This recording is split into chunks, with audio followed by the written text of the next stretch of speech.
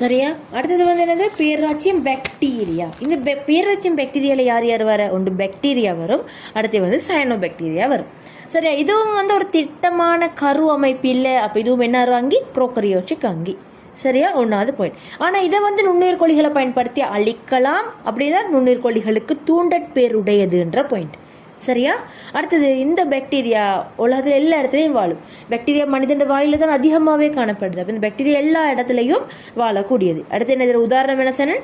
பாக்டீரியாவும் cyano பாக்டீரியாவும். சரியா? இப்போ நான் சொல்லித்தரக்குள்ளேயே நீ அந்த ஷார்ட் நோட்ஸ் இருக்கிற மாதிரி எடுத்துக்கொண்டு போங்க. இவ்வளோ தான் இதில் உள்ள பாயிண்ட். சரியா? அடுத்து இந்த பாக்டீரியாவில் உள்ள அந்த கட்டமைப்பு ஒரு பாக்டீரியா உண்டு எப்படி இருக்கும்? இதில் வந்து சரி இப்படி நீட்டமாக போயிட்டிருக்கிற ஒரு பிசிர் காணப்படும். சரியா? இதுகள் எல்லாம் பிசிர்கள் தான். இதெல்லாம் பிசிர். ஆனால் இப்படி இந்த பிசிர் மட்டும் நீட்டமாக போயிட்டிருக்கு.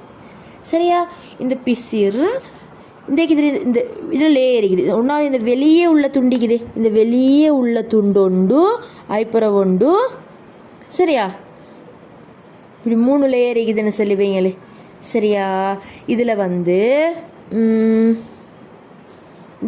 இந்த லேயருக்கு, இந்த வெளியால் உள்ள லேயருக்கு சொல்கிற பேர் வில்லையம்னு சொல்கிறேன். அதுக்கு உள்ளுக்குள்ள லேயருக்கு என்ன பேர் சொல்கிற?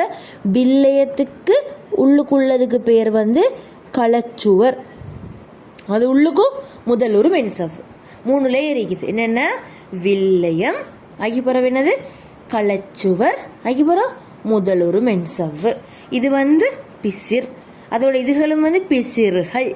சரி, இந்த நடுவில் வந்து இதில் வந்து நிறைய டாட்ஸிக்கும். இந்த டாட்ஸிக்கு என்ன பேர்? ரைபோசோம். நடுத்துல வரைகிற நிறைய டாட்ஸிக்கும் ரைபோசோம். அதில் இப்படி ஒரு வட்ட டிஎன்ஏ ஒன்று காணப்படும். டிஎன்ஏ எப்படிக்கும்? வட்ட டிஎன்ஏ காணப்பட போகுது.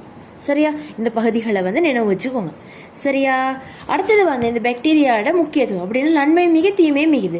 இந்த யோகட், தயிர், பாலுணவு உற்பத்திகள் செய்ய பாக்டீரியா பயன்படுத்துகிறாங்க. அடுத்தது வந்து